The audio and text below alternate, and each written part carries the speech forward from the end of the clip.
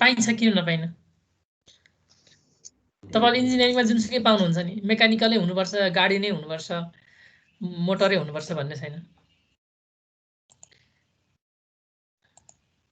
तपाईले आइदर अटोमोबाइलमा काम गर्नुस् अथवा इन्डस्ट्रीमा काम गर्नुस्, इनर्जी सेक्टरमा काम गर्नुस्, जहाँ गरे पनि हुन्छ।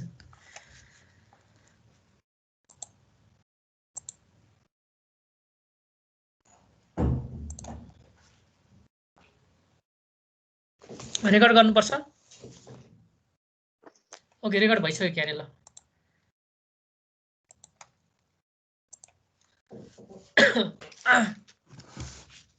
सुरु गरौँ है। हामी कहाँसम्म थियौँ अस्ति?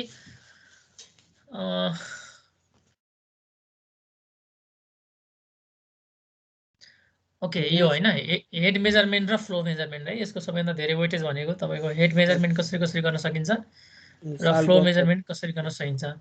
र यसमा बेसिकली युज हुने, हेडमा चाहिँ युज हुने मेथड के हो रे? धेरै युज हुने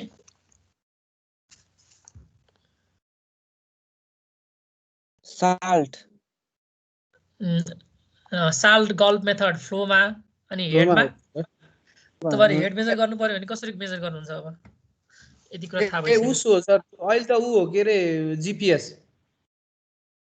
जीपीएस सबभन्दा सजिलो चाहिँ जीपीएस नै हुन्छ।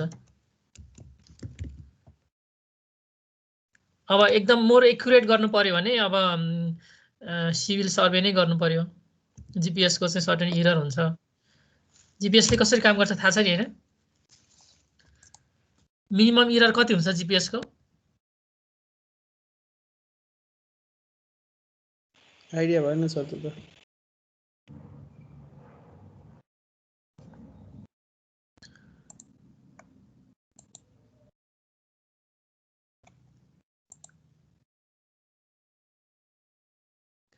जीपीएस को जस्तै ग्रामीण भन्ने एउटा जीपीएस इक्विपमेन्ट छ, त्यो जीपीएस मा राम्रो मानिन्छ हैन। त्यसको चाहिँ 3 मिटर सम्मको चाहिँ एक्युरेसी हुन्छ, 3 मिटरको।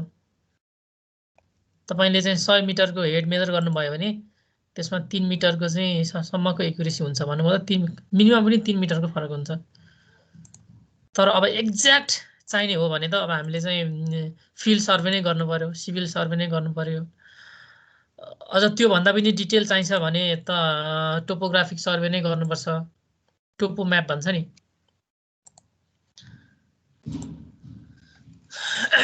ओके, कहाँ आयो फेरि? सो यसको बारेमा हामीले पढ्यौँ है, हेड मेजरमेन्ट कसरी गर्ने र फ्लो मेजर। सानो सानो हो भने बकेट मेथडहरू युज गर्न सकिन्छ। र तपाईलाई सिम्पल इक्विपमेन्टहरु छ भने साल्ट गल्फ मेथड चाहिँ बेसिकली युज गरिन्छ। त्यसपछि यो वाटर कन्ड्युट सिस्टमको पनि हामीले हेर्यौँ, पेनस्टक पनि हेर्यौँ हैन। पेनस्टकमा कुन मेटेरियल युज गर्ने, त्यसपछि यो नोमोग्राम मेथड युज गरेर कुन पेल्टन चाहिँ सिलेक्सन गर्ने। पहिला नोमोग्राम मेथड युज गर्ने, सिलेक्सन गरिसकेपछि त्यसपछि अब डिजाइन गर्दै जाने। अब डिजाइन गर्दाखेरि हाम्रो चाहिँ डिजाइन प्यारामिटर चाहिँ स्ट्यान्डर्ड भ्यालु भित्र आएन भने त्यसलाई चाहिँ फेरि रिजेक्ट गरेर अर्को टर्बाइन चाहिँ सिलेक्सन गर्नुपर्ने हुन्छ है। सो यो एङ्कर ब्लक एन्ड सपोर्टको कुरा भयो। ओके, अब जेनेरेटरको कुरा गरौँ है। सो यो अब यतातिर चाहिँ फेरि इलेक्ट्रिकलको पार्ट आयो। अब तपाईलाई डिटेलमा इलेक्ट्रिकल त चाहिँदैन, तर बेसिक आइडिया चाहिँ थाहा हुनु पर्यो। किनभने तपाईले चाहिँ इन्डक्सन मेसिन चाहिँ सिन्क्रोनस मेसिन हैन, अथवा मोटर होस् अथवा जेनेरेटर होस् हैन, एउटै कुरा हो। So there are basically 2 types of generator.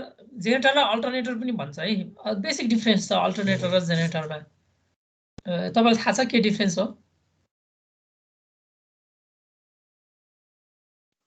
जेनेरेटरमा DC AC दुईटै पर्छ होला। अल्टरनेटर एक्ज्याक्टली, अल्टरनेटरमा चाहिँ एसी मात्र पर्छ है। सो एसी जेनेरेटरलाई हामी अल्टरनेटर भन्छौँ। तर जेनेरेटर तपाईले जेनेरेटर भन्नुहुन्छ भने जेनेरेटर चाहिँ डीसी पनि हुन सक्छ, एसी पनि हुन सक्छ। एउटा डिफरेन्स थियो। अर्को डिफरेन्स चाहिँ यसको चाहिँ यो कसरी अपरेट हुन्छ भन्ने कुरामा पनि डिफरेन्स रहन्छ। अब फ्याराडेज लले के भन्छ, तपाईले आइदर कुनै क्वाइललाई फिक्स राख्नुस् हैन, फिल्डलाई रोटेट गर्नुस्, त्यसमा पनि इएमएफ इन्ड्युस हुन्छ। अर फिल्डलाई चाहिँ रोटेट गर्ने र भित्रको कोइललाई चाहिँ फिक्स राख्ने हो भने त्यसमा पनि इएमएफ चाहिँ इन्ड्युस हुन्छ। सो अल्टरनेटरमा चाहिँ के हुन्छ भने फिल्ड कोइल चाहिँ फिल्ड वाइन्डिङ चाहिँ रोटेट हुन्छ है। यो बाहिरको जुन म्याग्नेटिक फिल्ड हुन्छ फिल्ड चाहिँ रोटेट हुन्छ। भित्रको आर्मेचर कोइल चाहिँ अब आर्मेचर वाइन्डिङ र फिल्ड वाइन्डिङ त थाहा छ नि है, मोटरमा धेरै पढ्नु भयो होला।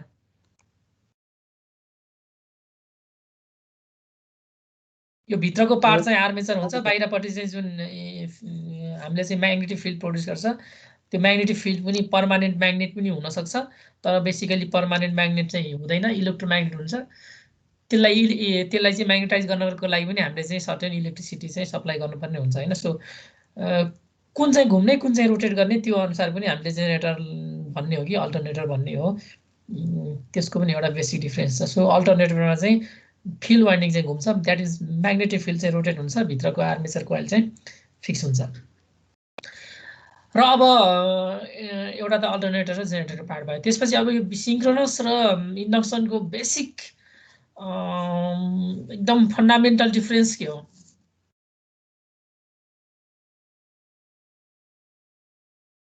केसको सर केसको? सिङ्क्रोनस र इन्डक्सनको।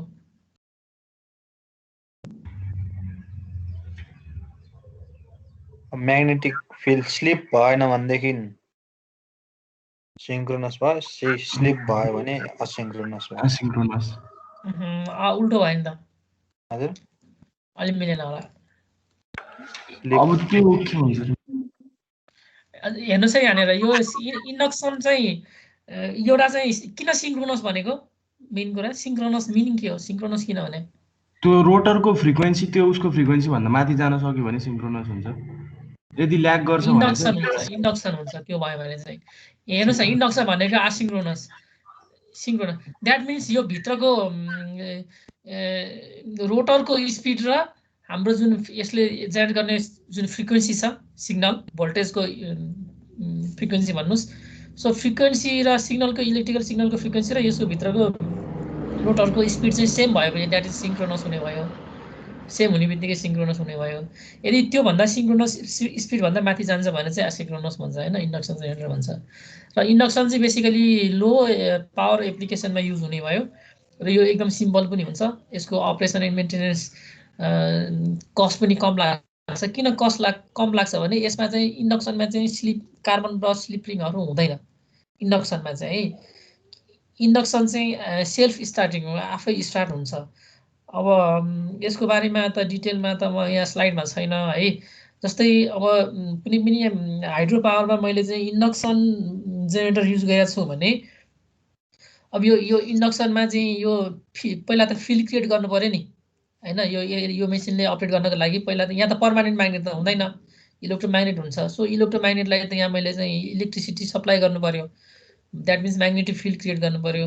सो कुनै पनि हाइड्रो पावरमा मैले इन्डक्सन जेनेरेटर राखेको छ भने त्यो हाइड्रो पावरलाई मैले हाम्रो नेसनल ग्रिडसँग जोड्ने बित्तिकै, ग्रिड पावरसँग जोड्ने बित्तिकै उसले चाहिँ ग्रिड पावरबाट पावर लिएर यो फिल्ड म्याग्नेटिक फिल्ड चाहिँ क्रिएट गर्छ। एउटा अप्सन थियो। अथवा अब माइक्रो हाइड्रोमा त त्यस्तो हुँदैन। माइक्रो हाइड्रो त स्ट्यान्ड एलोन हुन्छ, ग्रिडसँग कनेक्सन हुँदैन, यो त आइसोलेटेड हुन्छ। सो अब आइसोलेटेड ठाउँमा, त्यस्तो ठाउँमा यदि माइक्रो हाइड्रोमा इन्डक्सन यो जेनेरेटर युज गरेको छ भने यसले चाहिँ यहाँ रियाक्टिभ पावरको लागि यहाँ क्यापासिटर ब्याङ्क राखेको हुन्छ। त्यो क्यापासिटर ब्याङ्कबाट रियाक्टिभ पावर लिएर पहिला यसले चाहिँ फिल्ड क्रिएट गर्छ, त्यसपछि बल्ल यसले अपरेसन गर्छ। यो चाहिँ उसको केसमा भयो, इन्डक्सनको केसमा। अब सिङ्क्रोनसको केसमा चाहिँ कस्तो हुन्छ भने जस्तै यहाँ एउटा फिगर छ है, यो चाहिँ सिङ्क्रोनसको है। सिङ्क्रोनसमा चाहिँ यो चाहिँ सेल्फ स्टार्टेड होइन, यसलाई चाहिँ हामीले डीसीले चाहिँ हेर्नु न यहाँनिर डीसी सप्लाई गरेर चाहिँ स्टार्ट गर्नुपर्ने हुन्छ। सो यदि डीसी सप्लाई गर्नको लागि अब हामीलाई के चाहिन्छ त कार्बन ब्रस पनि चाहिने भयो, स्लिप रिङ पनि चाहिने भयो सिङ्क्रोनसमा चाहिँ है। अब त्यो पनि पुरानो टाइपको सिङ्क्रोनसमा हो। पुरानो टाइपको सिङ्क्रोनसमा यहाँनिर चाहिँ कार्बन ब्रस पनि हुन्छ, यो एक्साइटरमा चाहिँ है कार्बन ब्रस पनि हुन्छ, स्लिप रिङ पनि हुन्छ। तर अहिले आएको मोडर्न सिङ्क्रोनसमा चाहिँ यो ब्रसलेस पनि हुन्छ। त्यसको ठाउँमा चाहिँ हेर्नुहोस् न यहाँनिर एउटा रेक्टिफायर सर्किट तपाईँले देख्नुभयो नि, यो एसी नै जेनेरेसन हुन्छ। यो एसीलाई यसले बल्ल डीसीमा, यो रेक्टिफायरले डायरेक्ट युज गरेर रेक्टिफायर डीसीमा कन्भर्ट गरेर फिल्ड वाइन्डिङको लागि चाहिँ सप्लाई दिन्छ यसले। यो चाहिँ ब्रसलेस टाइपको हुने भयो। सो यस्तो पनि हुन्छ है। अनि अब अरू बेसिकली अरू डिफरेन्स भनेको चाहिँ कत्रो पावरको लागि जस्तै हाई पावरको हो भने सिङ्क्रोनस मेसिन अथवा सिङ्क्रोनस जेनेरेटर युज गरिन्छ। लो पावरको सस्तो हैन सिम्पल हो भने इन्डक्सन जेनेरेटर युज गरिन्छ। र सिङ्क्रोनसको इफिसियन्सी हाई हुन्छ, कस्ट पनि हाई हुन्छ। सो इन्डक्सनको त्यो अनुसार हुन्छ है। बेसिक डिफरेन्स भयो। र अब हामीले सेलेक्सन गर्दाखेरि कसरी सेलेक्सन गर्ने? अप टु 10 किलोवाटसम्म हो भने इन्डक्सन नै युज गर्ने। त्यसपछि यो 10 किलोवाट भन्दा माथि जाने हो भने सिङ्क्रोनस युज गर्ने। र स्मल स्केलमा यो 10 किलोवाट भनेको पिको हाइड्रो हैन, लेस देन 10 किलोवाट भनेको पिको हाइड्रोमा छ भने सिंगल फेज युज गर्ने। त्यसपछि यो भन्दा माथि जाने हो भने 3 फेज युज गर्नु पर्यो। अथवा सिंगल फेजमा पनि कहिलेकाहीँ चाहिँ यो ट्रान्समिसन अथवा एकदमै 4 किलोमिटर 5 किलोमिटर टाढा लानु पर्ने हो भने फेरि यो सिंगल फेजमा चाहिँ हाई भोल्टेज लस हुन्छ, भोल्टेज ड्रप हुन्छ, त्यसैले 3 फेजमा जानुपर्ने हुन्छ। त्यो एउटा अप्सन चाहिँ छ यहाँ, सिंगल अर 3। सो बोल्ड गरेको चाहिँ सिंगल प्रिफर गर्ने हैन भने 3 फेज पनि डिजाइन गर्न सकिन्छ। अब कति क्यापासिटीको जेनेरेटर युज गर्ने भन्ने कुरा चाहिँ यो मैले अस्ति भने क्या हो, power output divide by ABCD into यो सेफ्टी फ्याक्टर भनेको 1.3 है। यो एबिसिडी भनेको चाहिँ temperature factor, altitude factor, correction फ्याक्टरहरू यो टेबलमा छ। यो हेरेर एबिसिडीको भ्यालु युज गर्ने। यो फर्मुला चाहिँ तपाईँलाई थाहा हुनु पर्यो है, इन्टु 1.3 भनेर पछि हामीले डिजाइन गर्दाखेरि चाहिन्छ। त्यसपछि अब यसमा चाहिँ electrical control and protection system हुन्छ। जस्तै मैले अस्ति एउटा त्यो ओभरअल डायग्राममा चाहिँ एउटा कन्ट्रोल प्यानल भन्ने देखाएँ। त्यो कन्ट्रोल प्यानलभित्र यो सबै इलिमेन्टहरू हुन्छ है। यसमा चाहिँ under and over voltage protection, कहिलेकाहीँ लो भोल्टेज भयो भने पनि सिस्टम सट अफ गर्नु पर्यो, ओभर भोल्टेज भयो हाई भोल्टेज भयो भने सट अफ गर्नु पर्यो अथवा कन्ट्रोल गर्नु पर्यो। त्यसपछि करेन्ट पनि under current over current protection, frequency change हैन, फ्रिक्वेन्सी चेन्ज अनुसार प्रोटेक्सन हुनुपर्छ। एमसिबी र एमसिसिबी भनेको miniature circuit breaker and modern के सर्किट ब्रेकर। यो चाहिँ अब एप्लिकेसन अनुसार 3 फेज हो भने एमसिसिबी युज गरिन्छ, सिंगल फेज हो भने एमसिबी युज गरिन्छ। जस्तै हाम्रो घरमा हुने चाहिँ यो एमसिबी हो है, यो सिंगल फेजको लागि। अहिले हाई पावर 3 फेजको लागि चाहिँ एमसिसिबी हो। त्यसपछि अब लाइटनिङ अरेस्टर युज गर्नु पर्यो है। अब लाइटनिङ भयो भने त्यसले डिभाइसलाई चाहिँ ड्यामेज गर्न सक्छ। त्यसलाई चाहिँ यो चाहिँ लाइट दुई थरीको हुन्छ, एउटा लाइटनिङ प्रोटेक्सन हुन्छ, अर्को चाहिँ लाइटनिङ अरेस्टर हुन्छ। सो लाइटनिङ प्रोटेक्सनले चाहिँ के गर्छ भने त्यो सर्टेन एरियामा जस्तै तपाईँले त्यहाँ लाइटनिङ प्रोटेक्सन सिस्टम राखेछ भने, अथवा फर इक्जाम्पल भनौँ न तपाईँले कुनै एउटा बिल्डिङको रुफमा चाहिँ लाइटिङ प्रोटेक्सन सिस्टम राखेछ भने त्यसको कभरेज एरिया जति हुन्छ त्यो एरियामा उसले लाइटिङ पर्नै दिँदैन, त्यहाँ चट्याङ पर्नै दिँदैन। त्यो द्याट इज लाइटनिङ प्रोटेक्सन। त्यसले चाहिँ कसरी काम गर्छ भने हाम्रो जुन क्लाउडमा फर्मेसन हुने चार्जलाई चाहिँ यसले चाहिँ न्युट्रलाइज गरिदिन्छ। त्यसको वरिपरिको क्लाउडमा फर्मेसन हुने चार्जलाई न्युट्रलाइज गरिदिन्छ लाइटिङ प्रोटेक्सनले। लाइटिङ अरेस्टरले चाहिँ के गर्छ भने इनकेस लाइटिङ भइहाल्यो भने त्यसले चाहिँ अरेस्ट गरेर डाइरेक्टली ग्राउन्डतिर चाहिँ डाइभर्ट गरिदिन्छ, अर्थिङतिर चाहिँ डाइभर्ट गरिदिन्छ। सो यस्तो खालको प्रोटेक्सन सिस्टमहरू चाहिँ युज गर्नुपर्ने हुन्छ है। अब यो हाइड्रो पावर प्लान्ट कन्ट्रोल है, यो पनि एकदम इम्पोर्टेन्ट कुरा हो। यो स्लाइड चाहिँ अब ओभरअल लार्ज हाइड्रो र स्मल हाइड्रो सबैको अनुसार छ, कस्तो कस्तो हाइड्रो पावरमा चाहिँ कस्तो कस्तो कन्ट्रोल हुन्छ भन्ने कुरा। अब यदि माइक्रो हाइड्रोलाई मात्र फोकस गर्ने हो भने माइक्रो हाइड्रोमा चाहिँ यो इएलसी बेसिकली युज हुन्छ। इएलसी भनेको इलेक्ट्रोनिक लोड कन्ट्रोलर। म अहिले यसको बारेमा डिटेलमा भन्नुला है। सो हेर्नुहोस् त, अहिले तपाईँले गभर्नर युज गरेर फ्लो कन्ट्रोल पनि गर्न सक्नुहुन्छ है। यो चाहिँ लार्ज हाइड्रोको केसमा यतातिरको युज हुन्छ, यो फ्लो कन्ट्रोल सिस्टम युज हुन्छ। फ्लो कन्ट्रोल पनि युज गर्न सक्नुहुन्छ अथवा लोडलाई कन्ट्रोल गर्ने युज पनि सक्नुहुन्छ। सो इएलसी भनेको electronic load controller and IGC the induction generator controller भयो। So flow controller, load controller. Similarly तपाईँले जेनेरेटरलाई पनि डाइरेक्टली कन्ट्रोल गर्न सकिन्छ। सो यो जेनेरेटरलाई हेर्नु त, यो चाहिँ भोल्टेज कन्ट्रोल, यो रियाक्टिभ पावर कन्ट्रोल भन्छ, केभिआर भनेको रियाक्टिभ पावर कन्ट्रोल, क्यापेसिटर ब्याङ्कहरू युज गरेर गर्न सकिन्छ। त्यसपछि पावर फ्याक्टर कन्ट्रोल। अब यसमा तपाईँले पावर फ्याक्टरको बारेमा चाहिँ अलिकति नलेज हुनुपर्छ है। यसको बारेमा तपाईँलाई के छ इन्फर्मेसन, पावर फ्याक्टर भनेको के हो र यसले के गर्छ, यसलाई किन चाहिँ मेन्टेन गर्नुपर्छ?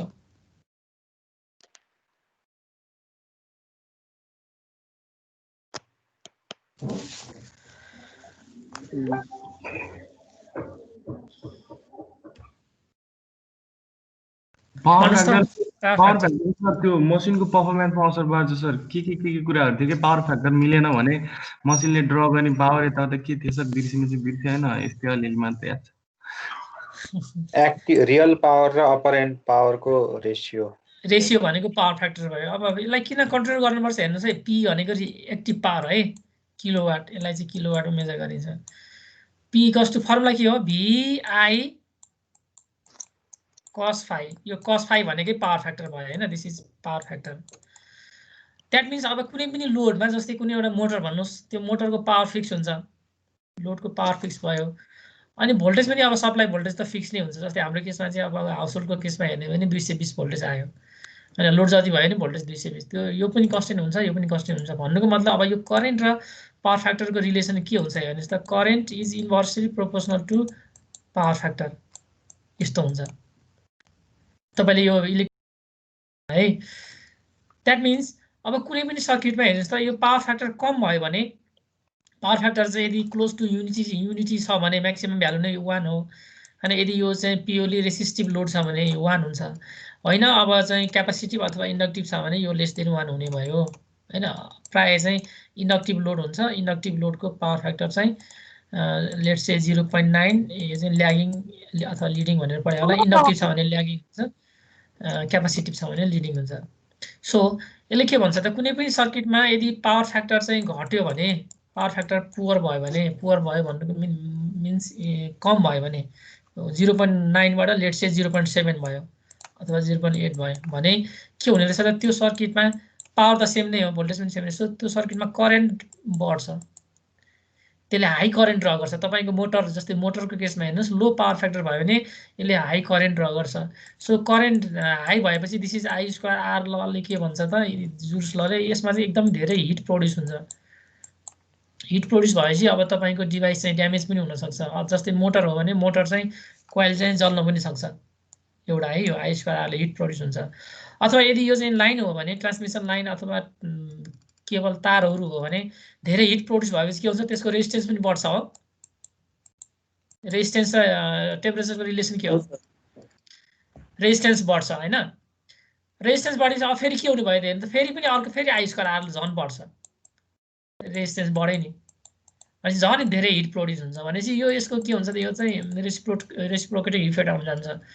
एउटा पावर फ्याक्टरले गर्दाखेरि तपाईको सर्किटमा चाहिँ यस्तो यस्तो खालका प्रब्लम हुन जान्छ है। अर्को कुरा,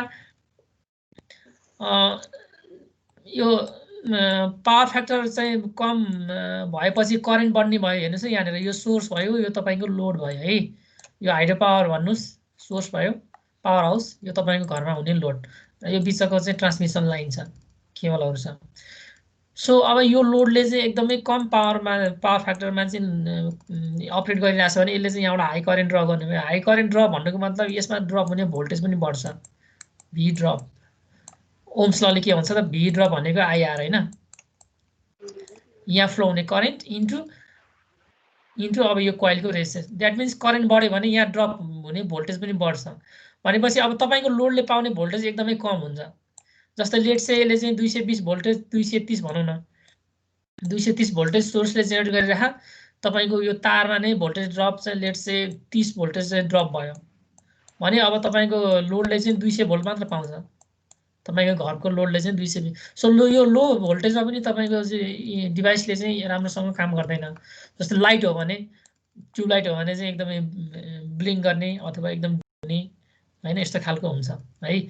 सो यस्तो खालको प्रब्लम, यो पावर फ्याक्टर गर्दा यस्तो खालको प्रब्लम पनि आउन सक्छ, यस्तो बर्न हुने, जल्ने हैन, यस्तो खालको प्रब्लम पनि आउन सक्छ। अब यस्तो भयो भने, यहाँ हाई करेन्ट भयो भने तपाईले यो केबलहरू पनि एकदम ठुल्ठुलो मोटो मोटो राख्नुपर्ने हुन्छ हैन। ट्रान्सफर्मर पनि एकदम ठुल्ठुलो राख्नुपर्ने हुन्छ, एकदम ठुल्ठुलो साइजको ट्रान्सफर्मर राख्नुपर्ने हुन्छ। सो स्विचहरू, कन्ट्रोल सिस्टमहरू सबै ठुल्ठुलो राख्नुपर्ने हुन्छ भनेपछि ओभरअलमा कस्ट पनि बढ्न जान्छ, यसको इन्भेस्टमेन्ट पनि बढ्न जान्छ। त्यसैले यो चाहिँ यो पावर फ्याक्टर कम भए पनि बढी भए पनि यो पी चाहिँ चेन्ज हुँदैन, एक्टिभ पावर त कन्स्टेन्ट नै रहन्छ। तपाईले तिर्ने बिजुलीको बिल चाहिँ सेम नै रहन्छ, पावर फ्याक्टर कम गरे पनि बढी गरे पनि। अथवा अब हाम्रो घरको त कुरा छोड्ने, हाइड्रो के अरे इन्डस्ट्रीको कुरा गरौँ न, इन्डस्ट्रीमा त धेरै मोटरहरू हुन्छन्। सो कुनै पनि इन्डस्ट्रीले एकदमै लो पावर फ्याक्टरमा अपरेट गरिरहेछ भने त्यो इन्डस्ट्रीको बिल चाहिँ सेम नै हुन्छ है, बिजुलीको बिल सेम नै हुन्छ, किनभने एक्टिभ पावर भनेको अलवेज सेम नै हो, पावर फ्याक्टरले एक्टिभ पावरलाई फरक पार्दैन। तर अब यसको अल्टिमेट इम्प्याक्ट त कसलाई पर्ने रहेछ हेर्नु त यो युटिलिटी कम्पनीलाई पर्ने रहेछ एनईएलाई पर्ने रहेछ किन अघि यहाँ मैले यहाँ भने नि केबल पनि ठुलो राख्नुपर्ने ट्रान्सफर्मर पनि ठुलो राख्नुपर्ने यो दुनियाँ चिज गर्नुपर्ने त्यही भएर एनईएले के भन्छ त यो इन्डस्ट्रीलाई तैँले चाहिँ पावर फ्याक्टर चाहिँ योभन्दा कम गर्न पाउँदैनस् लेट से 0.85 भनेकै हुन्छ यदि यो 0.85 भन्दा पावर फ्याक्टर तैँले कम गरिस् भने मैले तँलाई पेनाल्टी तिराउँछु एकदमै महँगो हुन्छ यो पेनाल्टी एक्सपेन्सिभ हुन्छ किन उसले पेनाल्टी तिराउनु पर्यो त भने यो बर्डन चाहिँ युटिलिटी कम्पनीलाई हुन्छ एनईएलाई हुन्छ है पावर फ्याक्टर कसैले कम गरिदियो भने बर्डन चाहिँ त्यसलाई हुन्छ त्यसैले उसले चाहिँ पेनाल्टी तिराउँछ है त्यसैले अब यो पेनाल्टीबाट बच्नको लागि इन्डस्ट्रीहरूले पनि के गर्छ त उनीहरूले पनि आफ्नो लोडमा चाहिँ पावर फ्याक्टरलाई करेक्सन गर्न यहाँ क्यापेसिटर ब्याङ्कहरू राखेर मोटरहरू राखेर उनीहरूले पावर फ्याक्टर चाहिँ इन्डस्ट्री आफैले पनि करेक्सन गर्छ नत्र यो पेनाल्टी चाहिँ एकदम धेरै हुन्छ है यो सबै देशमा चाहिँ यही नियम फलो हुन्छ त्यसैले अब पुरै ओभरअल हाम्रो सिस्टममा चाहिँ के हुन्छ त यो पावर फ्याक्टर चाहिँ एकदमै इम्पोर्टेन्ट कुरा हो यो पावर फ्याक्टरलाई कन्ट्रोल गर्नुपर्छ र पावर फ्याक्टरलाई कन्ट्रोल गर्नको लागि यो रियाक्टिभ पावर युज गरिन्छ क्यू यो केले गर्दा दिन्छ त भन्दा सीले गर्दा दिन्छ भन्ने कुरा तपाईँले पढ्नु मलाई है अब माइक्रो हाइड्रोमा ओभरअल युज हुने चाहिँ यो इएलसी है इलेक्ट्रोनिक लोड कन्ट्रोलर अब के हुन्छ हेर्नुहोस् यो इएलसीले कसरी काम गर्छ यो हेर्नुहोस् है यहाँनिर इएलसीको बारेमा छ है यो माइक्रो हाइड्रोमा युज भएको हुनाले मैले यसको बारेमा तपाईँलाई धेरै नै राखिदिएको छु अथवा तपाईँले एक्जाममा पनि सोध्न सक्छ अब जेनेरेटर यसले चाहिँ एनर्जी जेनेरेट गरिरहेछ है फ्युजबाट हाम्रो कहाँसम्म गयो त लोडसम्म गयो अब यसकै प्यारललमा लोडकै प्यारललमा एउटा लोड कन्ट्रोलर भन्ने हुन्छ यसैलाई नै इएलसी भन्छ एउटा डमी लोड राखेको हुन्छ यो बालास्ट भन्छ यसलाई माइक्रो हाइड्रोमा एउटा डमी लोड राखेको हुन्छ सो यो स्विच चाहिँ यो कन्ट्रोलरले चाहिँ यो स्विच चाहिँ कतिखेर अफ गर्ने कतिखेर अन गर्ने भन्ने कुरा यसले कन्ट्रोल गर्छ भनेपछि यदि यो जेनेरेटरले जेनेरेट गरेको सबै इनर्जी चाहिँ लोडले कन्ज्युम गरिरहेछ भने यो यतातिर जान्छ यसले यो स्विच चाहिँ अफ गर्छ सबै पावरलाई चाहिँ कन्ज्युमरतिर पठाउँछ अब यसले लेट से यो 10 किलोवाट जेनेरेसन गरिरहेछ हैन लेट से अब कन्ज्युमरले चाहिँ 5 किलोवाट मात्र कन्ज्युम गरिरहेछ भने अब 5 किलोवाट त कन्ज्युम अब यहाँ 5 किलोवाट त बढी सोर्सले बढी जेनेरेसन गरिरहेछ नि हेर्नुस् है यहाँनिर भने अब यो त इम्ब्यालेन्स भयो नि इम्ब्यालेन्स भएपछि के हुन्छ थाहा छ हेर्नुस् त सोर्सले 10 किलोवाट देखाइरहेछ लोडमा चाहिँ जम्मा 5 किलोवाट छ भने अब यो सिस्टममा के हुन्छ सिस्टम बिग्रिने प्रोबेबिलिटी बढी हुन्छ सिस्टमको के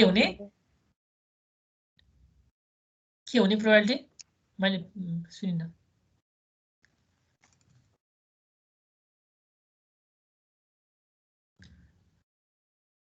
अथवा अरु कसैलाई थाहा छ मैले यो कन्ट्रोल गर्नुपर्छ भनेर यत्रो पढे हैन किन कन्ट्रोल गर्नुपर्छ भन्ने क्वेशन चाहिँ तपाईले सोध्नु पनि भएन मैले यसको एन्सर भन्दा पनि भन्न त्यसको एन्सर यहाँ आउँछ ल किन कन्ट्रोल गर्नुपर्छ यो कन्ट्रोल गरेन भने त बर्बाद हुन्छ यो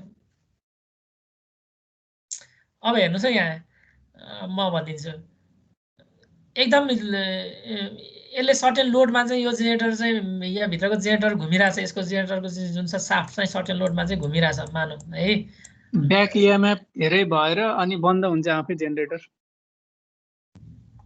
जेनेरेटर बन्द भयो भने अनि यो कन्ज्युमरले चाहिँ के गर्ने नि फेरि लोड सेडिङ भयो नि त यहाँ त पावरै आएन नि त्यस्तो त हुनु भएन नि तपाईले भनेको के हदसम्म ठिक हो तर त्यस्तो हुन दिनु हुँदैन है किन त्यसैले कन्ट्रोल गर्नुपर्छ है सो अब के हुन्छ जस्तै तपाईले अब जेनेरेटर अथवा मोटरको एउटै कुरा है तपाईले जस्तै कुनै एउटा मोटर चाहिँ घुमिरहेछ है त्यो मोटरको साफ्ट चाहिँ सर्टेन एंगल भेलोसिटीमा घुमिरहेछ भने तपाईले त्यो साफ्टलाई होल्ड गर्यो भने के हुन्छ यसको भेलोसिटी चाहिँ स्पिड चाहिँ कम हुन्छ हो सर्टेन टाइमसम्म त्यसपछि यो चाहिँ ब्याक इएमएफले यसलाई अटोमेटिकली पछि कन्ट्रोल गरिहाल्छ सो तपाईले यो साफ्ट घुमिरहेको साफ्टलाई समाउनु भयो भने होल्ड गर्नु भयो भने यसको स्पिड चाहिँ कम हुन्छ त्यो होल्ड गर्नु भन्नुको मतलब के हो त लोड बढाइदिने हो मेकानिकल लोड बढाइदिने हो सो यहाँ पनि त्यही हुन्छ यो लोड घट्नु भनेको हाम्रो कन्ज्युमरको लोड घट्नु भनेको मेकानिकल लोड घटाउने भनेर सम्झनुस् हैन त्यसपछि यो लोड चाहिँ बढ्नु भनेको हाम्रो कन्जम्पसन बढ्नु भनेको चाहिँ लोड बढ्नु भयो सो लोड बढ्नु भयो लोड घट्नु भयो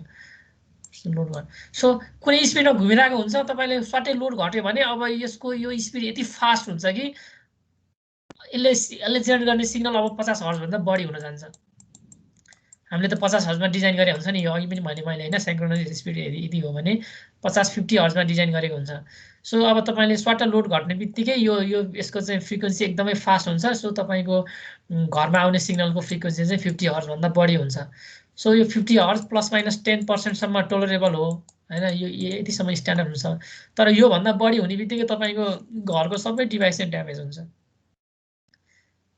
डिभाइस ड्यामेज हुन सक्छ अथवा डिभाइसले प्रोपर काम गर्दैन एउटा कुरा भयो कम भयो भने अथवा बढी भयो भने के हुन्छ तपाईले बढी भयो भने भनेको एकदम यो मेकानिकल लोड बढाइदियो भने यसको स्पिड चाहिँ एकदम घट्न थाल्छ भन्नुको मतलब तपाईको अब यसले यसमा आउने सिग्नलको फ्रिक्वेन्सी चाहिँ 50 हर्ज भन्दा कम हुन्छ सो अब मैले भने अघि प्लस माइनस 10% भन्दा तलमाथि हुनु हुँदैन यो फ्रिक्वेन्सी यो स्ट्यान्डर्ड हो है यो IEEE को स्ट्यान्डर्ड अथवा हाम्रो यहाँनिरको आफ्नै ग्रिड कोड छ त्यो अनुसारको स्ट्यान्डर्ड हुन्छ भनेपछि फ्रिक्वेन्सीलाई चाहिँ माथि पनि गर्नु हुँदैन तल पनि गर्नु हुँदैन त्यो कन्ट्रोलको लागि यो हामीले यो सबै लोडलाई चाहिँ कन्ट्रोल गर्नुपर्ने हुन्छ फ्रिक्वेन्सी तल हुने बित्तिकै तपाईको हाम्रो कुनै पनि इक्विपमेन्टमा चाहिँ रेजिस्टर त फ्रिक्वेन्सी इन्डिपेन्डेन्ट हो रेजिस्टर मात्र छ भने त फरक परेन तर हाम्रो इक्विपमेन्टमा त के हुन्छ इन्डक्टर हुन्छ हैन क्यापासिटर हुन्छ सो यो सबै एउटा 50 हर्जको लागि भनेर डिजाइन गरेको हुन्छ यदि नेपालमा चल्ने हो भने अमेरिका चल्ने हो भने यो डिभाइसहरु चाहिँ 60 हर्जको लागि भनेर डिजाइन गरेको हुन्छ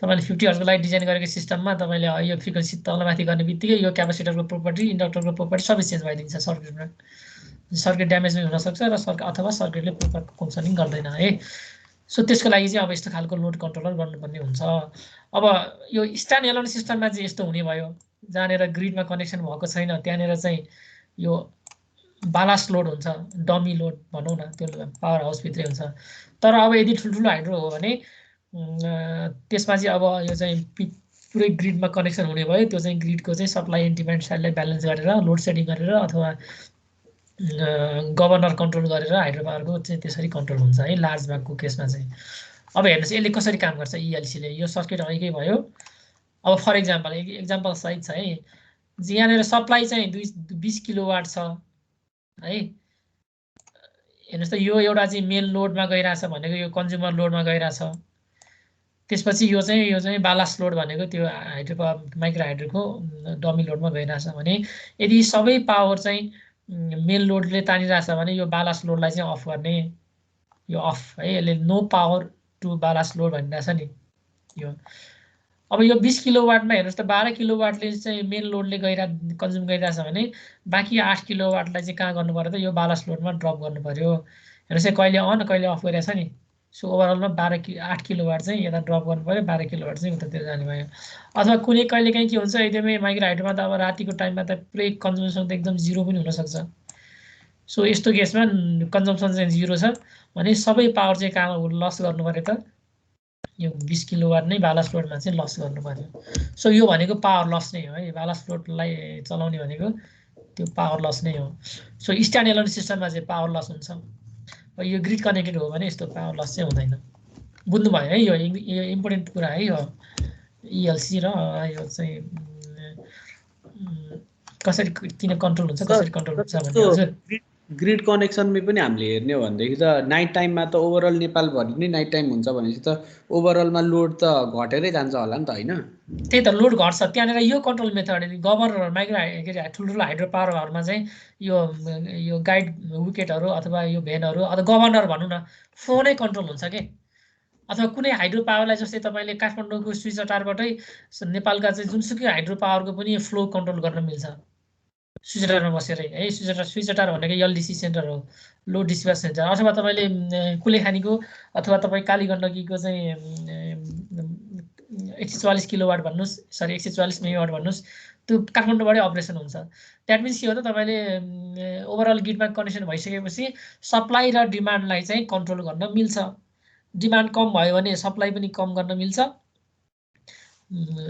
फ्लो कन्ट्रोल गरेर अथवा जेनेरेटर कन्ट्रोल दुनियाँ थरीका अरू पनि मेथडहरू छन् तर अब यो त स्ट्यान्ड एलोन केस भयो माइक्रो हाइड्रो त अब यहाँ यस्तो स्मार्ट सिस्टम पनि हुँदैन कि तपाईँ घरमै बसेर चाहिँ माइक्रो हाइड्रोलाई कन्ट्रोल गर्ने यस्तो सिस्टम पनि हुँदैन त्यसैले यहाँनिर यो चिजहरू चाहिँ चाहिन्छ यो बालास्ट लोड चाहिँ चाहिन्छ माइक्रो हाइड्रोमा चाहिँ है अफ ग्रिड एप्लिकेसनमा चाहिँ यो अन ग्रिडमा अथवा ग्रिड कनेक्सन हो भने यस्तो चाहिँदैन बुझ्नुभयो है हजुर सर अरू क्वेसन केही छ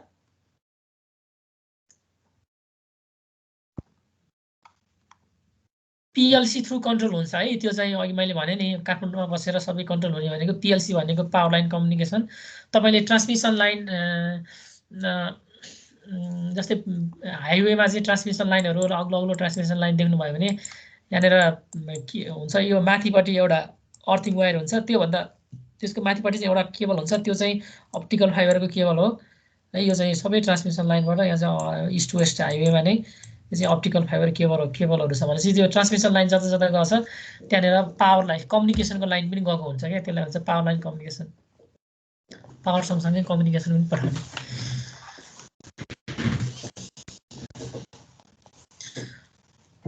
अब यो तपाईँलाई सर्टकटमा है यो पावर डिस्ट्रिब्युसन र ट्रान्समिसन सिस्टम यो धेरैमा चाहिँदैन।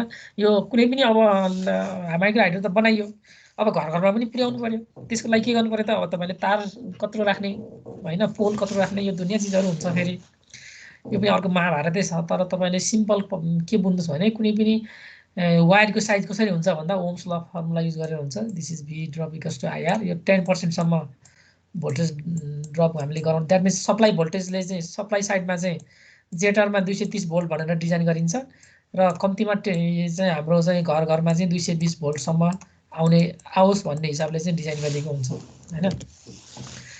अब हेर्नुहोस् है, यो केबलको नाम तपाईँले यस्तो कस्तो केबल युज गर्ने। अब एउटा कपर केबल हुन्छ अनि है, त्यसपछि एल्युमिनियम केबल हुन्छ। अब कपर केबलको चाहिँ अब यो हाइली कन्डक्टिभ भयो होइन, त्यसपछि त्योभन्दा अलिक पुवर भनेको अलिक लो कन्डक्टिभ भनेको एल्युमिनियम भयो। यो दुईवटा युज गर्न सकिने भयो, तर कपर एकदमै एक्सपेन्सिभ छ है। अब यो एल्युमिनियम चाहिँ अलिक सस्तो छ, तर अब यो एकदमै हाई लामो लामो ट्रान्समिसन लाइनहरूमा अथवा यो चाहिँ एउटा पोल चाहिँ यहाँनिर हुन्छ, त्यसपछि अर्को पोल चाहिँ लेट्स से भनौँ न यो चाहिँ 100 मिटर 50 मिटर टाढा छ भने तपाईँले यहाँनिर एल्युमिनियम वायर मात्र लाने हो भने यो चाहिँ एकदम धेरै स्यागिङ हुन्छ, यस्तरी तलतिर लत्रिन्छ। अनि सर हिट प्रब्लम नि होला नि त, हिट जेनेरेसनको पावर लस होला नि त यसमा त झन् धेरै। केमा एल्युमिनियम युज गर्यो भने त्यही त, त्यो पावर लस नहुने गरी हामीले केबलको साइजिङ गर्नुपर्छ कि। पावर लस त के हुन्छ अनुसार हुन्छ कि त आर अनुसार हुन्छ, त्यसको रेजिस्टेन्स अनुसार हुन्छ। यो आर भनेको त केमा भर पर्छ, रो यल बाई एमा भर पर्छ। द्याट मिन्स यो एरियामा भर पर्छ, यसको क्रस सेक्सन एरियामा। तपाईँले ठुलो एरियाको गर्नु पर्यो होइन, अथवा करेन्ट अनुसार हुन्छ, आई अनुसार हुन्छ होइन। आई त आईको कथा मैले अघि भनिहालेँ है। सो यो सबै हेरेर चाहिँ भोल्टेज हाई भोल्टेज ट्रान्समिसन हुन्छ। आईलाई चाहिँ आई घटाउनको लागि चाहिँ हाई भोल्टेज गरिने भयो होइन। सो त्यो अनुसार हुन्छ भनेपछि तपाईँले कति डिजाइन गर्नुपर्ने त्यो अनुसार। अब कपर पनि युज हुँदैन, मैले भने कपर एक्सपेन्सिभ हुन्छ, यो युज गरिँदैन। अब एल्युमिनियम मात्र पनि युज गरिँदैन, हुन त एल्युमिनियम पनि एक्सपेन्सिभ नै छ,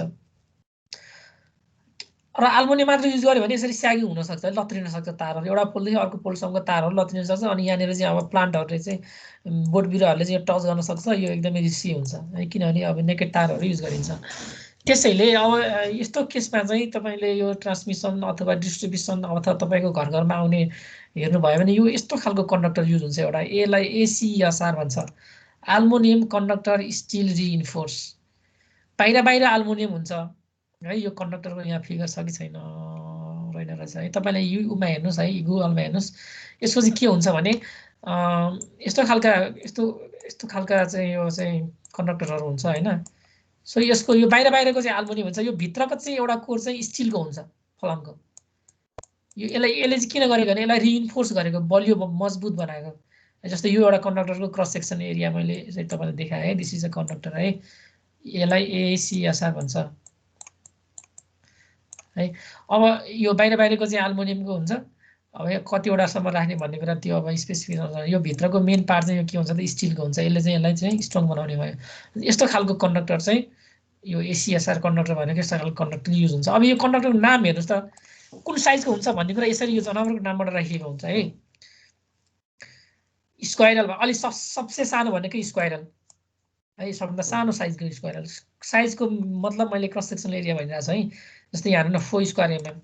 त्यसपछि अलि योभन्दा अलिकति ठुलो जाने भने gopher size, whistle size, rabbit size होइन। त्यसपछि dog size, wolf size, goat size है। यो यस्तो यो जति जनावर पनि ठुल्ठुलो गर्दै जानुहोस् त्यति नै यसको साइजहरू पनि ठुल्ठुलो हुँदै जान्छ है। यो 25-30 थरीका हुन्छ, सबै जनावरको नामबाट राखेको हुन्छ।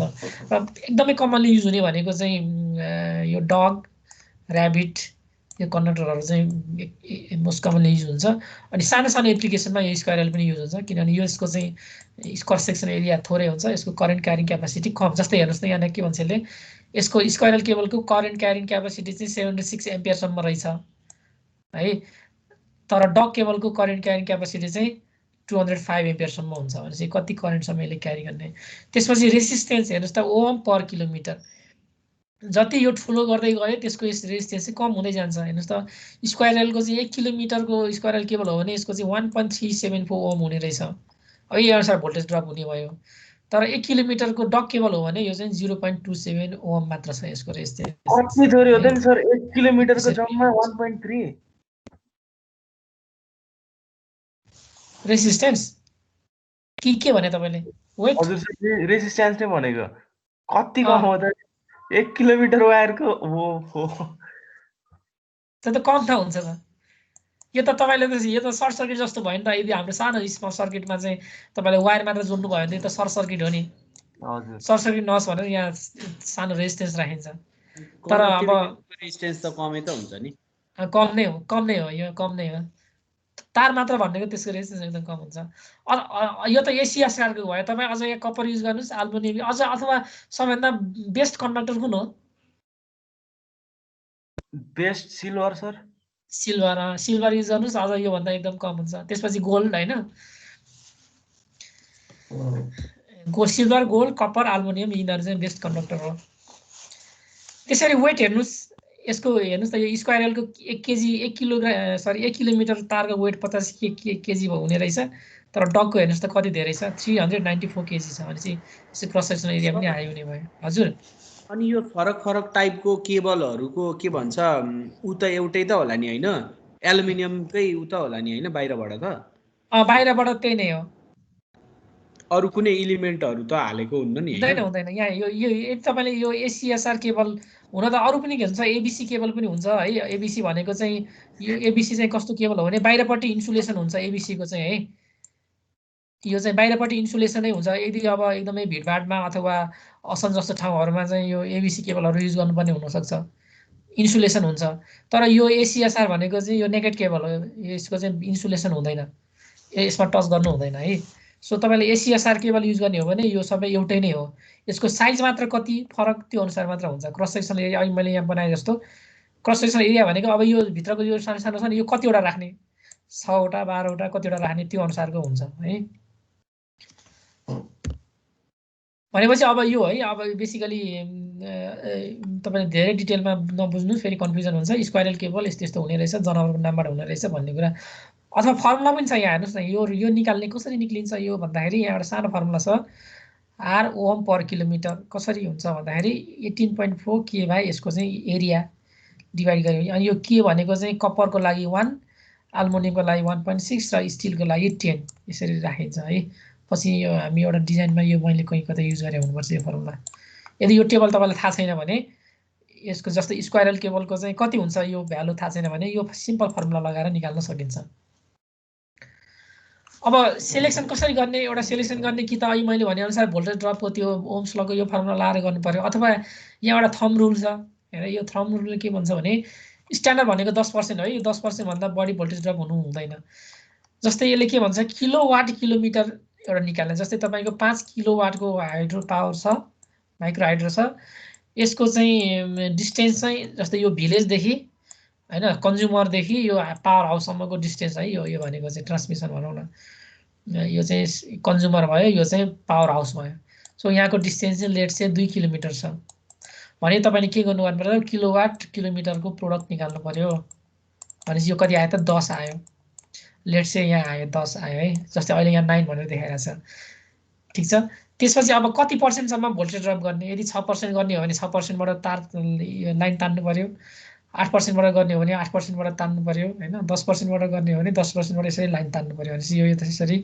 सिधा आयो सरी सिधा यहाँ आउने भयो अब यहाँबाट परपेन्डिकुलर लाइन ड्रा गर्ने भनेपछि यो अब जस्तै यदि यो सम्म 9 किलोवाट किलोमिटर सम्म चाहिँ यसले भेट्ने रहेछ डक कन्डक्टरले भेट्ने रहेछ है यदि यो भन्दा 10 सम्म जाने हो भने यहाँ अब अर्को कन्डक्टर आउने भयो उल्फ भन्ने चाहिँ अब यसरी आउन सक्छ यसरी जान सक्छ है डग उल्फ त्यसपछि यतापट्टि गोट हैन यसरी आउँछ है यो कन्डक्टरहरु चाहिँ यसरी आउँछ यतातिरको धेरै युज हुँदैन है यो माइक्रोहाइड्रोमा यतातिरको युज हुन्छ स्क्वायरल कपर यतातिर डकसम्म हो धेरै युज हुने यो बुझ्नु भयो है कसरी सिलेक्सन गर्ने कति % भोल्टेज ड्रप हो त्यसको एउटा वाट तान्ने त्यसपछि यो किलोवाट प्रोडक्ट निकाल्ने त्यसलाई माथि तान्ने जुनमा भेट्छ जुन केबललाई भेट्छ त्यही केबल सिलेक्सन गर्ने थम्ब रुल है यो सानो एप्लिकेसनको लागि भनेको power loss per unit kilometre per kilometre हो कि त्यो हैन जेनेरेट गरेको पावर र ट्राभल गर्नुपर्ने डिस्टेन्सको प्रोडक्ट एक्ज्याक्टली त्यो हो पावर हाउस देखि तपाईको गाउँ चाहिँ कति डिस्टेन्स छ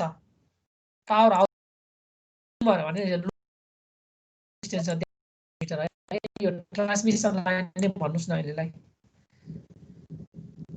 जस्तै 5 किलो 10 किलोवाटको चाहिँ जेनेरेटर हो त्यसपछि अब लेट्स से चाहिँ यो चाहिँ 1 किलोमिटरको चाहिँ डिस्टेन्स हो भने यो यसको प्रोडक्ट चाहिँ 10 मात्र हुने भयो सरी है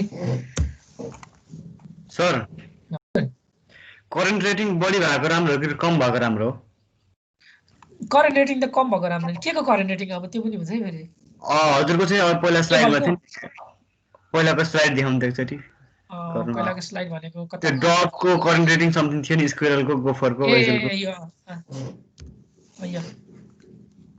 यो ल भन्नुस् यसमा यसमा चाहिँ कुन चाहिँ डग चाहिँ राम्रो हो कि स्क्विरल राम्रो हो कस्तो हो यो चाहिँ रेटिङमा चाहिँ यो त डग राम्रो भयो नि हेर्नु न डग भनेको त ठुलो ठुलो तार हो के यो यसले 205 सम्मको करेन्ट क्यारी गर्न सक्छ यसको क्यापासिटी हो यो तर यदि स्क्वायरल केबल हो भने यसले 76 एम्पियर सम्मको मात्र करेन्ट क्यारी गर्न सक्छ अब तपाईले डिजाइन गरेको तारमा चाहिँ कति करेन्ट फ्लो हुन्छ त्यो त हामी निकाल्न सक्छौं जस्तै 1 किलोवाट त नभनौं 10 किलोवाटको जेनेरेटर छ अनि यहाँबाट सर्टेन लोड त हुन्छ हैन कतिको भनेपछि अनि यो कति भोल्टेजमा आउने यहाँ यो तारमा फ्लो हुने करेन्ट निकालिन्छ नि त्यो तारमा फ्लो हुने करेन्ट यदि स्क्वायरल हो भने 76 सम्म मात्र यसले धान्छ यो भन्दा माथि जाने हो भने यो यसले धान्दैन गफरमा जानु पर्यो यसमा जानु पर्यो यसमा जानु पर्यो यसमा जानु पर्यो अब यो यता जाने भनेको त पैसो हो नि त पैसो इन्भेस्टमेन्ट कति केजी छ यहाँ वेट सो पावर फ्याक्टर त अनि फेरि करेन्ट बढ्दै जाँदाखेरि पावर फ्याक्टर त कम हुन्छ हैन र त्यो फरक कुरा भयो नि त फेरि द्याट इज डिफरेन्ट थिङ यो चाहिँ कपरको करेन्ट क्यारिङ क्यापासिटी तपाईले सानो तार युज गर्ने कि ठुलो तार युज गर्ने भन्ने कुरा भयो ठीक छ र अघि मैले भनेको चाहिँ के भने तपाईले पावर फ्याक्टरलाई यदि चेन्ज गर्ने हो भने तलमाथि गर्ने हो भने त्यो सर्किटमा फ्लो हुने करेन्ट चेन्ज हुन्छ भन्न खोजेको पावर फ्याक्टरलाई तपाईले बढाउनुस् पावर फ्याक्टर बढाउनु भनेको राम्रो गर्ने पावर फ्याक्टर इम्प्रुभमेन्ट त्यो गरे भने त्यो तपाईको लोडले चाहिँ कम करेन्ट खान्छ यो चाहिँ राम्रो है फेरि लोडले कम करेन्ट कन्जम्सन गर्नु भनेको राम्रो तर यो केबलको हाई करेन्ट क्यापासिटी भनेको राम्रो है भयो है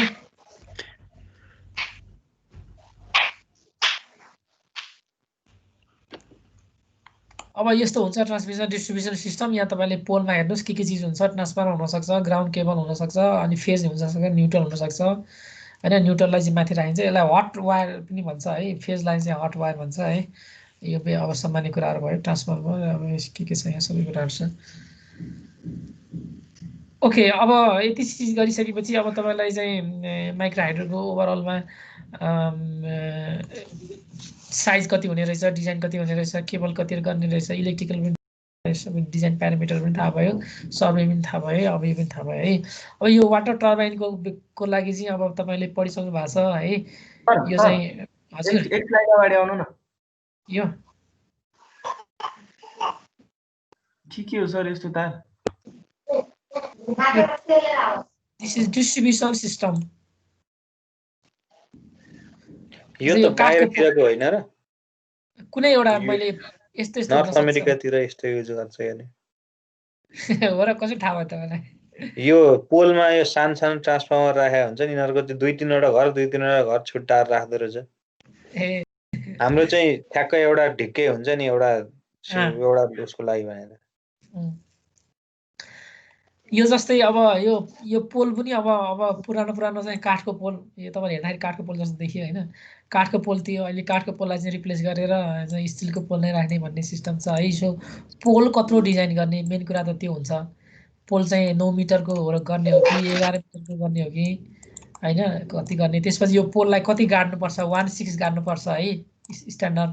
10 मिटरको पोल हो भने 10 मिटरको पोललाई तपाईँले 10/6 भनेको यति मिटर चाहिँ तल गाड्नु पर्यो, जमिन मुनि गाड्नु पर्यो भन्ने कुरा भयो।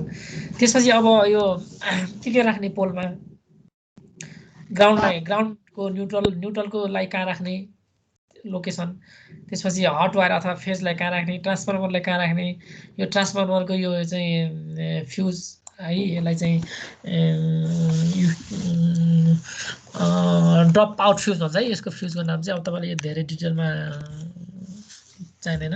सो के कम्पोनेन्टहरू हुनसक्छ भनेर जस्ट देखाउन खोजेको, यसको धेरै उ छैन। हजुर भन्नुहोस् सर। यदि यो डिस्ट्रिब्युसन सिस्टम छ नि, यसलाई हामीले अन्डरग्राउन्ड बनाउन खोज्यौँ भने यो सबैलाई तलै गाडिदिने हो कि के हुन्छ त्यसमा चाहिँ? डिस्ट्रिब्युसन सिस्टममा यो हुँदैन, यो पोल हुँदैन, यो सबै अन्डरग्राउन्ड हुन्छ।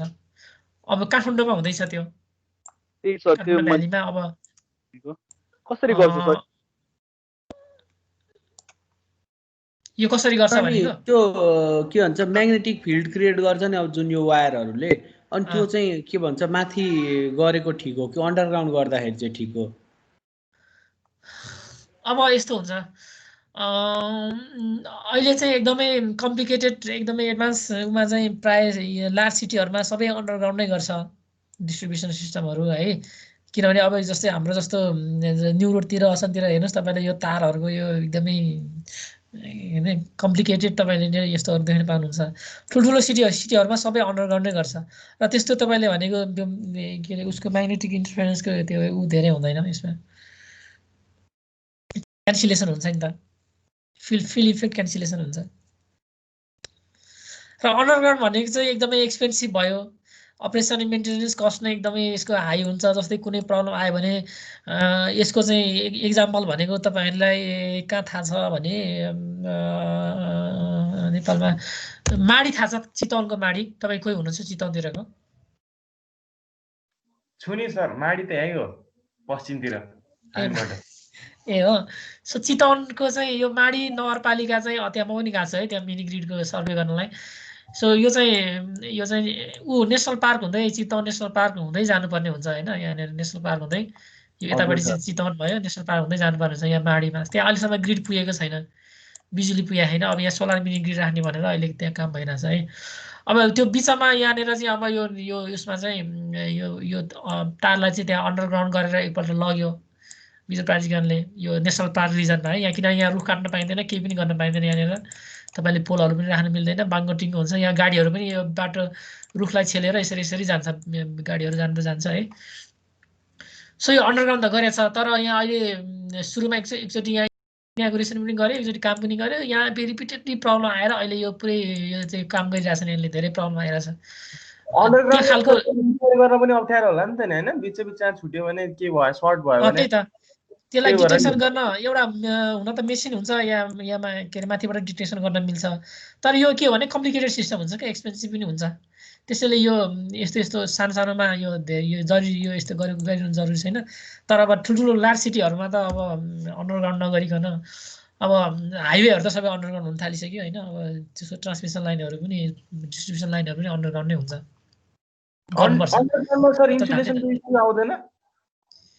इन्सुलेसनै हुन्छ नि, अन्डरग्राउन्डको सबै इन्सुलेसन वायर हो नि। यस्तो यो बाहिरको जस्तो यो नेकेड वायर हुँदैन नि, पाइपभित्र राख्छ नि त अन्डरग्राउन्डमा त, सबै यो पाइपभित्र राख्छ। तपाईँले काम गर्दै गरिरहेछ अहिले काठमाडौँको उतापट्टि यो महाराजगञ्ज साइडतिर हेर्नु न, देख्नु पाउनुहुन्छ यता बुढानीकण्ठ साइडतिर भइरहेछ, त्यतातिर पनि गरिरहेछ। सबै यो पाइपभित्र राख्ने हो, यो नाङ्गो राख्ने होइन। माथि राख्ने हो भने चाहिँ यो चाहिँ नाङ्गो तार राखे भयो, सस्तो पनि पर्यो होइन। अब यसलाई इन्सुलेसन गर्दाखेरि अब एकदमै धेरै महँगो पर्न जान्छ, ओभरअलमा महँगो हुन्छ भनौँ न। तर अब क्लिन हुने भयो, क्लिन सिटी हुने भयो होइन, इन्फ्रास्ट्रक्चर राम्रो हुने भयो, तपाईँले त्यो अन्डरग्राउन्डमा चाहिँ अब पावरको मात्र होइन, तपाईँले केबलका अप्टिकल फाइबरदेखि लिएर दुनियाँ चिजहरू लान सकिन्छ। यहाँ अन्डरग्राउन्डमा यदि एउटा एकपल्ट इन्फ्रास्ट्रक्चर बनिसकेपछि तपाईँले अरू कम्युनिकेसनका पावरका जस्तोसुकै केबलहरू कम्युनिकेसन सिग्नलहरू हाम्रो सडकमा झुन्डिरहेका त्यहाँ पोलमा झुन्डिरहेको सबै थाहा त्यहीबाट लान मिल्छ, सबै हट्छ नि। तपाईँको त्यो केबलका हुन्छ नि, त्यो टेलिफोनका दुनियाँ चिज छ नि, यो गन्जाङ गुन्जुङ त्यो सबै चिज हट्छ, एकदम क्लिन हुन्छ। अनि बिचमा तपाईँले त्यो बक्सहरू देखेर पाउनुहुन्छ आउटलेट, त्यो बक्सबाट डिस्ट्रिब्युसन गरे हुन्छ। अहिले जस्तो यो कम्प्लिकेटेड सिस्टम हुँदैन।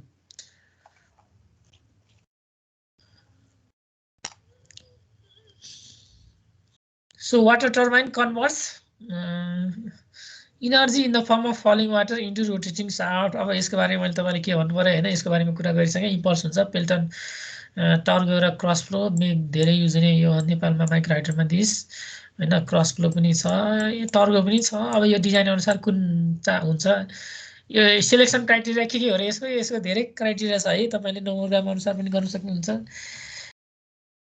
हो, स्पेसिफिक स्पिड अनुसार दुनिया चीज अनुसार गर्न सकिने भयो है। फ्रान्सिस पपुलर अब तपाईले यो बारेमा कुन पढेको छ? सबै पढिसकेको छ हो। हेर्नुस् त यो पेल्टन टर्गो यो के पढेछ? छटै पढेछ? सबै छ सर, सबै पढेछ सर। फ्रान्सिस सबै पढिसकेको छ है, डिटेलमै पढेछ। यसको यो बकेट डिजाइन पनि पढेछ, यो पेल्टन बकेट डिजाइन पनि सर पेल्टनको डबल बकेट वालाको त्यो एंगल अफ समथिङ के सबै पढिसकेको छ सर। एभ्रिथिङ हैन, म भन्दा तपाईले एक्सपर्ट। एक्जाम दिन मात्र बाँकी हो। ए त्यसको चाहिँ एक्जाम दिन बाँकी नै हो। अनि सर त्यही भएर कस्तो अप्ठ्यारो भयो है। ओके, भनेपछि मलाई त धेरै सजिलो भइहाल्यो नि। अब मैले के पढाइरहनु पर्यो? हैन सर पढाउनु बिर्सिसके। अब म भन्दा तपाई एक्सपर्ट हुनुहुन्छ। ज्याप एक्जाम भइहाल्यो भने पनि सर रिभिजन गर्न नि सजिलो हुन्छ। हो सर, ज्याप एक्जाम भयो भने रिभिजन गर्न लास्ट सजिलो हुन्छ, पढाउनु हो। हैन, म यो स्लाइड दिन्छु, अब तपाईले रिभिजन गर्नु न। अब तपाईलाई अब सबै थाहा छ मैले के भन्नु पर्यो हैन, रनर बकेट। ओके, त्यसमा मलाई भन्नु चाहिँ यो सेप किन यो यस्तो किन यो चाहिँ किन चाहिँ कट गरेको? त्यो कहाँनिर किन गरेको? स्प्लिट किन गरे? एउटाको अर्कोसँग इन्टरफेयर नहोस्, दुईटालाई बराबर वाटरहरू डिस्ट्रिब्युट गर्नलाई सर। वाटरको जेटहरू दुईटाबाट आउटलेट हुँदाखेरि दुईटामा डिस्ट्रिब्युट हुँदाखेरि बकेटमा त्यो बराबर रेटमा डिस्ट्रिब्युट होस् अनि आउटलेट हुँदा पनि बराबर आउटलेट होस् भनेर। तर अघि अर्कोजनाले त फेरि यो के अर्कै एन्सर भने नि त, फेरि इन्टरफेयरको कुरा आयो नि त।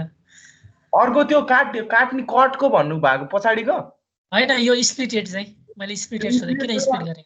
त्यो जेट लाइन स्प्लिट गर्नलाई पछाडिको त्यो स्प्लिटको त त्यही हो सर। ओके, दुईटै मिल्यो हैन। यो कट गरेको चाहिँ मैले कहाँ छ यो भन्नु, यो कट गरेको चाहिँ इन्टरफेयर नहोस्, इन्कमिङलाई इन्टरफेयर नगरोस् भनेर कट गरेको भयो। र यो स्पिड गरेको चाहिँ के भयो त, यसले चाहिँ इम्पल्स मोमेन्टम चाहिँ ट्रान्सफर होस्, राम्रो इफिसियन्ट होस् भनेर हैन, इम्पल्स इनर्जीलाई चाहिँ उता हाइएस्ट इफिसियन्सीमा चाहिँ कन्भर्जन होस् भनेर गरे। भनेपछि you know everything about this है, मैले के भन्नु पर्यो अब। सो यसको डायमिटरको फर्मुला यो हो, भेलोसिटी ट्रायंगल यो भइहाल्यो हैन। यो सर यस्तो नगरेन सर, बिर्सिसक्यो सर, एकचोटि बढाउनु पर्छ यो। त्यो त भन्नै मिलेन नि, त्यस्तो भन्न मिल्छ र भने बिर्सिसक्यो त भन्नै मिलेन नि। ल हामीलाई बढाइ कति भइसक्यो सर? त्यसै म सर देखाएपछि तपाईले गर्नुस् न। सर 8 महिना भयो, 8-9 महिना भयो। 8-9 महिना भयो। अब त्यसो भए यो भेलोसिटी ट्रायंगल को बारेमा थाहा छ हैन? अब यो यसमा यो सब्जेक्टमा चाहिँ तपाईलाई यो दुनिया चीज चाहिदैन है। मैले यो डिजाइनको लागि चाहिने भएको हुनाले मलाई यो फर्मुला चाहिँ चाहिन्छ। त्यसैले मैले अब यो धेरै चीज राखिदिएको छु है। यो इन्कमिङको उसको भेलोसिटी चाहिँ CV यो बाइ √/2g या CV भनेको यसको फ्रिक्सन कोएफिसिएन्ट 0.979 सम्म। अनि त्यसपछि आउटपुट टु व्हीलको भेलोसिटी इज U2 हैन। यो 0.46 भनेको यसको चाहिँ स्पिड रेशियो भयो। यो फर्मुला मात्र चाहिन्छ है, यो धेरै चाहिँदैन। अब यो मैले सबै चीज भनिरहनलाई हुन त सजिलै छ नि। तपाईले हेर्नु न, यहाँ डिफ्लेक्सन एंगल भयो, यो इन्कमिङ भेलोसिटी, यो इन्कमिङ भेलोसिटी भयो, दैट यो चाहिँ रिलेटिभ भेलोसिटी भयो, यो जेटको भेलोसिटी भयो U1 हैन। जस्तै यहाँ हेर्नुस् न, यहाँ यो जेटको भेलोसिटी, यहाँ दुईटा चीज हुन्छ है। हेर्नुस्, जस्तै यहाँनेर एउटा भेलोसिटी हुन्छ, यो जेटको भेलोसिटी, यसलाई हामीले U1 भन्यो है। तर यसको यो बाँकी यो चाहिँ यताको भेलोसिटी चाहिँ यो रिलेटिभ भेलोसिटी लिइन्छ, VR1। रिलेटिभ कुनसँग? यो सर्टेन स्पिडमा अब यो चाहिँ रन हुन्छ, यो रोटेटिङ हुन्छ भनेपछि यसको रेस्पेक्टमा अथवा रिलेटिभ भेलोसिटी भनेको चाहिँ VR1 हो। अनि यसको दुईटाको ओभरअलमा यसलाई V1 भनिन्छ। त्यसपछि यो छ नि, यो यसको नाम के हो? यसले के गर्छ ल भन्नुस् त? यसले कुन सर? स्क्रु? यसले ए सर त्यो नाम चाहिँ थाहा भएन स्फियर भन्छ समथिङ स्फियर होला त्यसको नाम हैन नोजलको साइज घटबड गराउँछ सर केको फ्लो लागि कन्ट्रोल गर्छ सर यसले नोजलको साइज सर नोजलको साइज हैन यो यतापट्टि गयो भने फ्लो बढ्ने त्यो भयो यो अगाडि यतापट्टि पछाडि आयो हुँदाखेरि फ्लो र भेलोसिटी दुईटा कन्ट्रोल हुने भयो अनि यसलाई अगाडि पछाडि कसले कन्ट्रोल गर्छ यसको यो अगाडि पछाडि फोर्स कहाँबाट आउँछ गभर्नर कि म्यानुअली पनि हुन्छ सर अब अटोमेटिक गर्न पर्यो भने चाहिँ गभर्नर हुन्छ सर यसको आफ्नो ल सबै थाहा छ तपाईलाई के पढाउनु तपाईले यु नो एभ्रिथिङ ल त्यसमा हामी म एउटा अब यो फर्मुला मैले के भन्छु यो फर्मुला यु नो अल हैन यो कसरी आयो भन्ने कुरा पनि थाहा छ यसको म फर्मुलाको चाहिँ त्यसपछि कतिसम्म नोजल राख्न सकिन्छ यो नोजल चाहिँ जतिवटा थ्योरेटिकली सर जतिवटा बकेट छ त्यतिवटा राख्न मिल्छ तर म्याक्सिमम चाहिँ 6 वटा राख्यो भने हाइली इफिसिएन्ट हुन्छ भन्छ यो है less than or equals to 6 है नोजल चाहिँ सबै थाहा छ त्यसपछि यो ब्रेकर बकेट छ त्यतिवटा राख्न पाइन्छ भन्छ अनि यो ब्रेकिङको लागि ब्रेकर कहाँ छ खै ब्रेक नोजल साथीहरुले त सबै याद रहेछ भाइ ब्रेक सर यदि स्पिड ज्यादा भयो भनेदेखि चाहिँ ब्रेक गर्नको लागि युज हुन्छ त्यो ब्रेक अझै सर अझै अगाडि अनि कतै छ ब्रेकर है मैले यो देखाइन अब यो सबै त्यसै मैले तपाईले देखाउन खोजेको यहाँ न्युमेरिकल चाहिँ ओके यो हेर्नुभयो यो कहाँ युज हुन्छ भनेर यो डेटाहरु सर पढ्न चाहिँ कहाँ नेपाल खरखर्ती हेरेको सरस्वती ठीक छ यहाँ पनि सरस्वती कुलेखानीमा प्युखलाई यो बेसिकली पेल्टन टर्बाइनहरु युज भएको ठाउँहरु है त्यसै माइक्रो हाइड्रोमा धेरै मैले देखाउन खोजेको तपाईले यो क्या यो भिडियो यो न्युमेरिकल ओके कति टाइम पाइन्छ यो न्युमेरिकल हेर्न पाइन्छ जाइन होला सर अच्छा यति गरौँ सर खाना खाएन यति गर्ने हो मलाई पनि एकदम घाँटी दुखिरहेछ आज यति नै गर्ने हो त कति बजे 1 बजे सर 1 बजे ल ल ल त्यसै म यो म्याटेरियल सबै पठाइदिन्छु तपाईले सरस्वती हेर्नुस् न यसमा डिटेलमै छ है यो तपाईहरुलाई यो पक्नु चाहिँ यहाँ स्लाइडमा है म तपाईलाई फेरि एकचोटी के छ भन्ने कुरा मैले भन्नु पर्यो नि यो बारेमा भयो है त्यसपछि यो टर्बाइनको बारेमा पेल्टनको पनि छ त्यसपछि त्यसपछि यो के हो क्रस फ्लो पनि छ त्यसपछि टर्गो पनि छ है यो तपाईले चाहिँ पेल्टन क्रस फ्लो र टर्गो मात्र पढ्ने अलिअलि यतापट्टि राख्दैछ है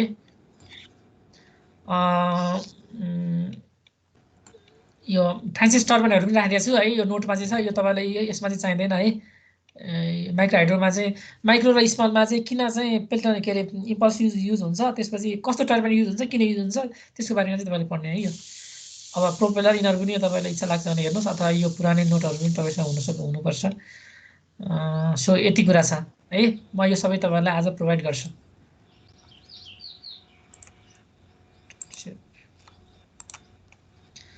ओके